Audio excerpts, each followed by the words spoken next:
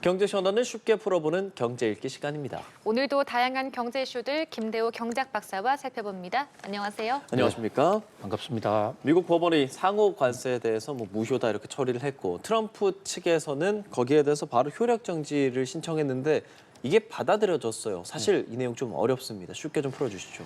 예, 지금 트럼프 미국 대통령이 전 세계를 상대로 관세 폭탄을 터뜨려 놓고 있습니다. 그런데 이게 관세도 세금이거든요. 세금을 때리려면 미국은 물론이고 지금 전 세계가 조세 법률주의라고 그래서 반드시 법이 있어야만 세금을 때릴 수 있도록 이게 세계 만국 공통의 국제법입니다. 이게 1215년 영국의 대장정 마그나 카르타 권리장정이 생길 때부터 전 세계가 그렇게 보편적으로 쓰고 있는 건데요. 트럼프 대통령은 취임하자마자 법도 없이 그냥 강행하지 않았습니까? 그런데 법이 완전히 없었던 것이 아니라 이 편법을 사용한 겁니다. 이를테면 IEEPA법이라고 해서 국가가 경제가 굉장히 어려운 비상사태가 되면 그 상황에서는 국회 법 없이도 대통령이 일단 먼저 저지를 수 있다. 이런 조항이 있는데 현재 지금 미국이 국가 비상사태라고 보기는 좀 어렵잖아요. 예. 그러니까 법원에서는 연방법원 1심 판결에서는 지금 미국의 국가가 비상사태도 아니고 트럼프 대통령은 미국이 무역수지 적자니까 비상상태라고 그러지만 미국은 100년 전부터 무역수지가 적자였는데 그때는 괜찮다가 지금 왜 갑자기 비상사태냐 따라서 그 법 적용 절차에 하자가 있다. 이래서 취소하라. 이러고 취소 판결을 내렸습니다. 그런 거죠. 10일 내에 취소하라. 이랬는데 바로 트럼프 대통령이 무슨 소리냐. 지금 충분히 비상사태라고 본다. 그러면서 항소법원, 그리고 우리로 치면 고등법원인데요. 고등법원에 일단 항소를 해서 본안 재판을 다름과 동시에 지금 지방법원에서 판결한 거 이거 그대로 따르면 국가 행정에 큰 혼란이 생기고 돌이킬 수 없는 피해가 발생할 수 있으니까 고등법원에 대해서 이 지방법원 판결을 당분간 무력화시켜달라. 고등법원 판결이 나올 때까지 동결해달라. 그렇게 가처분 신청을 했는데 그 가처분 신청도 받아들여졌거든요. 그러니까 지금 현 상태에서 보면 달라진 건 하나도 없습니다. 트럼프 대통령 관세 폭탄은 그대로 시행 중이고 앞으로 이제 법원의 지리한 논쟁이 있을 것으로 보이는데 트럼프 대통령은 지금 막 나온 성명에 보더라도요. 대법원에서 뒤집어 줄 거야. 왜냐? 지금 대법원 판사들이 트럼프 대통령이 일기 때 지명한 판사들이 압도적으로 많고 공화당이 민주당보다 훨씬 더 많은 지금 세를 점하고 있기 때문에 뭐 문제 없을 거야 이렇게 이야기하고 있는 상황입니다. 예, 그러니까 결과적으로는 법원이 어떻게 최종 판단할지가 관건인데 이렇게 혼란 속에서도 백악관은 관세 협상에는 영향이 없다 이렇게 말하고 있고 또 미국의 베선트 재무부 장관 또한 통상 협상을 하고 있는 그런 상대국들의 태도도 변화가 없다 이렇게 말했거든요. 어떻게 보세요? 예, 중요한 지적이신데요. 예. 저도 미국 재무장관 베센트나 백악관의 지금 대통령 고문 피터 나바로 씨 말이 맞다고 봅니다. 무슨 얘기냐면 지금 일단 법정으로 고등법원, 대법원까지 가는 데는 시간이 상당히 걸리겠죠. 그때까지는 현재 트럼프 대통령 관세가 변화하지 않을 거고요. 그리고 예를 들어서 2년이나 3년 후에 가서 법원이 이거 잘못돼서 취소해 하더라도 트럼프 대통령은 칼이 많아요. 왜냐하면 지금 법원에서 판정한 것은 상호 관세라는 거, 외국의 관세 때린 게 잘못됐다. 이게 아니거든요. 그러니까 IEEPA법이라는 국가 비상사태법에 근거로 한 상호 관세가 잘못됐다. 이렇게 얘기하는데 지금 미국에는 그 IEEPA법 말고도 통상법 슈퍼 301조도 있고요. 무역 확장법 232조도 있고 또 무역법 120조도 있습니다.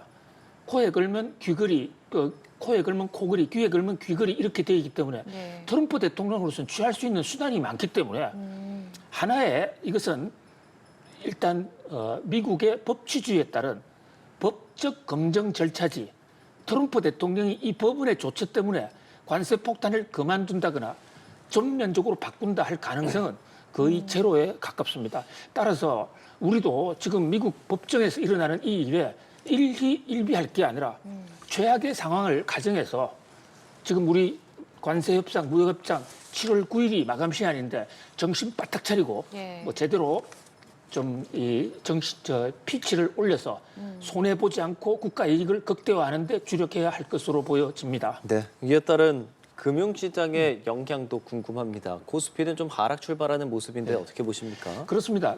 이게 미국 연방 지방 법원에서 트럼프 관세가 잘못됐다 하면서 무효가 아니라 취소를 시켰습니다. 무효하고 취소는 다른데 어쨌든 취소를 시켰는데 그러니까 전 세계 금융 시장에서는 트럼프 관세 폭탄 이거 없어지는 거 아니야? 기대가 굉장히 높았습니다. 그래서 환호작약을 하고 하루 전인 어저께 우리 코스피도 뭐 엄청나게 뛰었죠. 그런데 시간이 지나면서 트럼프 대통령이나 백악관이 전혀 관세 폭탄 철수할 계획이 없고 수록 대법원에서 지더라도 우리 또 다른 카드 있어 하면서 지금 플랜 B, 플랜 C에 따른 관세 폭탄 계획을 여전히 밝히고 있거든요. 그래서 좋다가만 그런 형국입니다. 물론 법원에 의해서 한 번, 지방 법원이지만 한 번 문제 제기가 됐기 때문에 트럼프가 종전처럼 무소불위의 칼을 마구 남발하지는 않는 그런 예방적 효과는 있을 것으로 보이지만은 그러나 트럼프의 관세 폭탄은 결코 없어지지 않았고 또 오히려 어떤 면에서는 자기가 살아있다는 걸 보여주기 위해서 트럼프 특유의 협상의 기술, 미추광이 전략 이런 걸 써서 오히려 새로운 관세 폭탄을 더 때릴지도 모릅니다. 그게 이제 불확실성. 뉴욕 증시에서는 법원이 트럼프 벌집을 잘못 건드렸네. 오히려 관세 폭탄 여기저기 더 터질지도 모르겠다 하는 의미에서 일부 불안감이 좀 고조되는 그런 측면도 있습니다.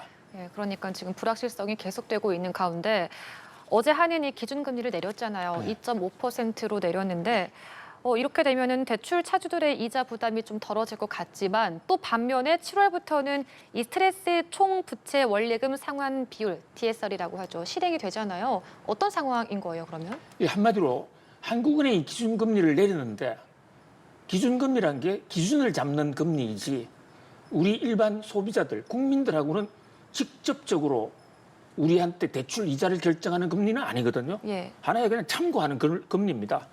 이를테면 학교 체육 시간에 자 좌향자 기준 잡아보세요 할 때 앞에 있는 사람 기준 이래 잡으면 보통은 그 사람 따라오잖아요.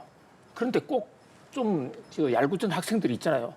오른쪽으로 기준 잡았는데 왼쪽으로 가는 학생들도 있고 마찬가지로 한국은행은 기준금리 인하로 기준을 잡았는데 시중은행은 그렇게 빨리 한국은행 기준에 맞춰서 따라갈 것 같지가 않습니다. 예. 두 가지 이유가 있는데요. 첫 번째는 지금 정부가 금리를 내리면서도 굉장히 지금 걱정이 태산 같습니다. 어저께 한국은행 이창용 총재도 기자회견에서 이거 금리 내리면 또 잘못된 신호를 줘서 시중에 돈이 많이 풀리고 이자가 싸지니까 부동산 갭 투자하지 않나? 부동산 가격 오르는 게 걱정이다. 자, 그래서 바로 정부가요. 기획재정부라든지 이런 데서는 시중은행에게 기준금리 내렸다고 해서 바로 금리 내리라. 과거에는 그렇게 행정지도를 했는데 이번에는 행정지도 안 하고 있는 것 같아요. 금리 내리든 말든지 알아서 해. 그러면 시중은행들은 이익 극대화가 목적이기 때문에 대출금리 내리면 자기들 손해잖아요. 그래서 빨리 금리 안 내릴 겁니다. 거기다가 또 지금 말씀하신 게 7월 1일부터 DSR이라고 해서 종부채 상환제 이것은 대출을 막 줄이는 거거든요. 예.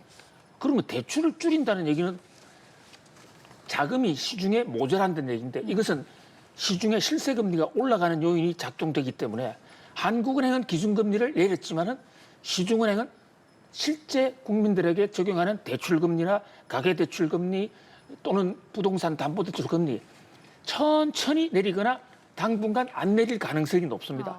그렇게 안 내려도 정부에서 별로 간섭하지 않을 가능성도 높고요.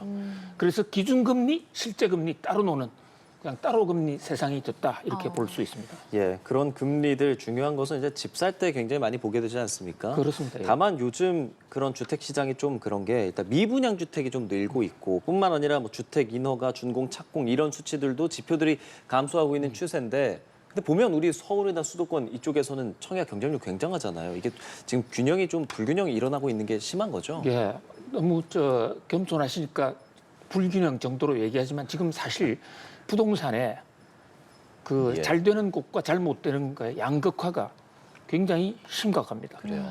불균형 정도가 아니라 균형 파괴. 자, 이것이 이제 국민 경제에 주는 타격이 굉장히 큰데 한쪽에서는 집이 없고 부동산 가격이 계속 올라서 집값이 올라서 집 사기에 허걱대고 또 다른 한쪽에서는 집이 남아 돌아요. 그러니까 악성 미분양이라 하면 예. 집을 다 지었어. 입주까지 했는데 여전히 분양이 안 된 빈집들. 이제 이런 지역에 따라서 도농 간에 또는 중앙이나 지방 간에서 엄청난 차이가 나거든요. 네. 특히 이 지방에서의 악성 미분양, 지었는데 분양이 안 되면 건설회사들이 돈을 회수 못합니다. 그럼 건설회사 부도가 나고 건설회사가 집을 또 지을 수가 없는 상황이거든요. 자, 이 문제는 여러 가지 요인이 있겠지만요. 세금 정책에서 이른바 똘똘한 한 채 때문에 생기는 아주 정말 세계적으로 정말 촌극이다. 웃기는 일이다. 이렇게 볼 수가 있습니다. 왜냐하면 과거 정부에서 주택값을 잡는다는 이유로 2주택, 3주택 있으면 세금을 막 때렸거든요. 집값이 한 주택을 갖고 있어도 2주택, 3주택 합한 것보다 한 주택이 더 비쌀 수도 있잖아요. 예. 그거 감안하지 않고 2주택, 3주택 집에 숫자만 넣고 집수가 많은 다주택자들은 세금을 왕창 때리니까 이게 어떤 역풍을 가져왔냐면요.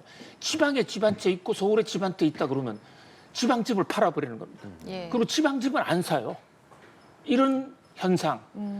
그러니까 결국은 다주택자 중과가 뜻하지 않게 의도하지는 않았지만 똘똘한 서울 중앙에 있는 강남집 한 채 값만 올리는 이런 부작용이 있고 보다 근본적으로는 문화시설이나 인프라시설 특히 고속도로라든지 여러 가지 하천, 항만 이런 시설의 도농 간의 차이, 중앙과 지방의 차이 이런 거 우리가 좀 근본적으로 고쳐가야 되지 않느냐.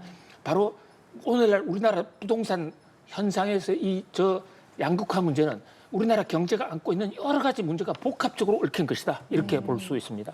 예, 그러니까 지금 이 수도권과 지방의 불균형이 굉장히 심하다라고 말씀해 주셨는데 국내 주택에서 외국인이 보유한 주택 수가 처음으로 10만 가구를 넘어섰다고 해요. 그리고 국적별로 보면 중국 소유가 56.2%로 가장 많은데 이게 이제 자금력을 갖춘 중국인들이 이 부동산 우리나라의 부동산 사들여가지고 뭐 임대 사업을 하면서 세금 탈루라던가 이런 문제들이 있을 수 있잖아요. 전반적으로 어떻게 보고 계세요? 지금 우리나라에 지금 짓고 있거나 내일 모레 철거할 거 말고 사람이 살 수 있는 부동산이 주택, 그다음 그리고 아파트, 단독주택을 다 포함해서 2천만 채 정도가 있어요.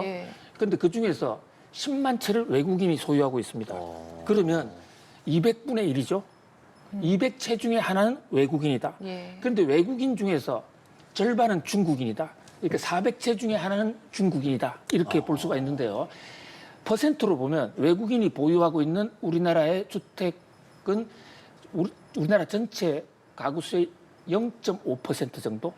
그렇게 심각하게 높은 수준은 아닙니다. 그래요. 예, 그런데 문제는 이제 최근에 빨리 좀 늘어나고 있고 특히 외국인 중에서도 균형 있게 여러 나라 사람이 골고루 갖춰 있는 것이 아니라 중국인들, 뭐 조선 쪽도 포함되어 있는데 중국인들이 이제 집중적으로 가지고 있다. 그래서 특정 국가가 갖고 있으면 시세 뭐 조정도 할 수 있는 거 아니냐 이런 우려. 근데 현재까지 그렇게 큰 어떤 조직적인 움직임은 포착되고 있지 않습니다. 근데 제일 문제는요. 외국인이 집 사는 거 이거 규제하기도 좀 어려운데 문제는 우리나라는 외국인이 한국에서 집 사기는 쉬운데 한국인이 한국에서 집 사기는 어려워요. 그러니까 한국인에게 집을 살 때 가하는 많은 규제가 외국인한테는 규제가 없는 겁니다. 그러니까 외국인한테 상대적으로 더 유리한 내국인은 역차별을 당하고 있는 이런 건 좀 제대로 고쳐야 된다고 봅니다. 예, 김대욱 경제학 박사와 함께 경제 읽기 함께했습니다. 고맙습니다. 감사합니다.